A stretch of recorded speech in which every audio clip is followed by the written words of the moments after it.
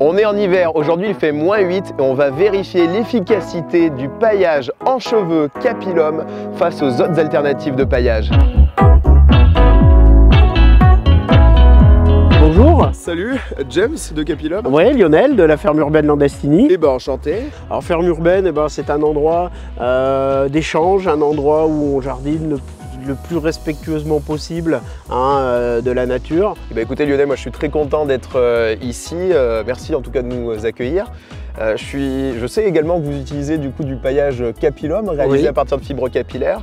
Et du coup, ce qui m'intéresserait, c'est de pouvoir avoir votre retour d'expérience en tant que ferme urbaine Landestini vis-à-vis du paillage Capilum. Eh ben, mais on va aller voir ça. Eh ben, c'est parti, je vous suis. C'est parti. Voilà, donc quand on regarde dessous, déjà on voit que c'est moins gelé.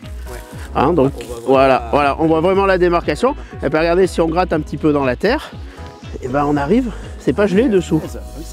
C'est pas gelé dessous. Voilà. Que si on regarde dans l'allée, vous voyez, j'arrive pas à gratter, j'ai du mal à rentrer les doigts. Que là, sous le paillage, on a gagné, on a gagné 2-3 degrés. Donc 2-3 degrés cette saison-là, c'est très intéressant pour la vie du sol.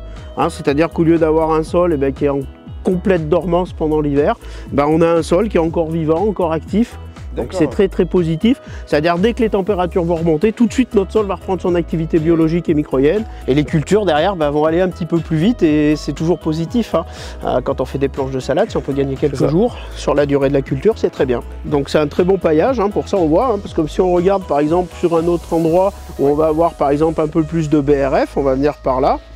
Donc si on regarde ici, on a un paillage qui est naturel aussi, mais vous voyez là, même dessous le paillage, vous voyez, même en allant profond dessous, il faut vraiment aller beaucoup plus profond, vous voyez. Alors là on arrive, ça y est, mais il faut aller vraiment beaucoup plus profond. C'est-à-dire que là, le gel aura été 2-3 cm plus profondément. Vous voyez, on voit, on n'arrive pas du tout que là-bas, très facilement, on a réussi à décompacter tout ça. Voilà, donc c'est très très intéressant. Et un deuxième aspect qu'on a aussi constaté avec le paillage Capilum, c'est que vous voyez, on a des chevreuils qui viennent régulièrement à la ferme urbaine. Donc vous voyez les blettes, voilà, on voit là-bas aussi. Et quand on regarde celles qui ont été repiquées sur le paillage, on n'a pas eu d'attaque de chevreuil. Vous voyez, là on a des plants qui sont sains.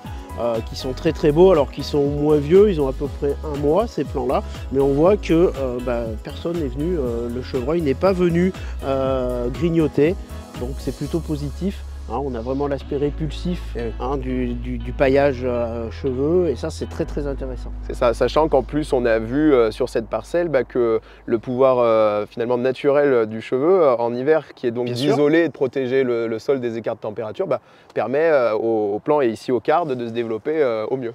Complètement, complètement. Et là, on a bien vu, le sol est très grumeleux, et déjà prêt, on va dire, à démarrer. Donc là, dès que ça va se radoucir, c'est sûr que cette culture-là va être dopée par le paillage, ça c'est clairement.